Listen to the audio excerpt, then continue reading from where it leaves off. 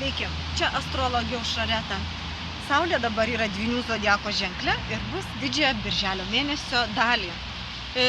Dvynių ženklas yra valdomas Merkurijaus ir jisai siejamas su informacija, žiniasklaida, mokslais, smalsumu ir noru pažinti. Tai yra ženklas judrus, norintis kuo daugiau pamatyti, pažinti, važiuoti gatvės, mašinos žmonės, keliai mašinos žmonės. Tokia laida buvo senais laikais. Ir iš tiesų apie senus laikus nebereikalo pakalbėjau, nes kai Saulė pereidinėjo praeitą savaitę jau į Dvynių ženklą, Merkurijus, jos valdovas, sukosi iš retrogradinio peržvalgų judėjimo į tiesioginį.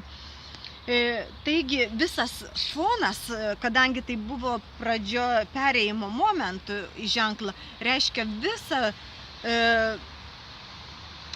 didžiąją birželio dalį ir vis tiek fonas toks, kad mes dar peržvelginėjom tas temas netgi, kurios nuo balandžio pradžios.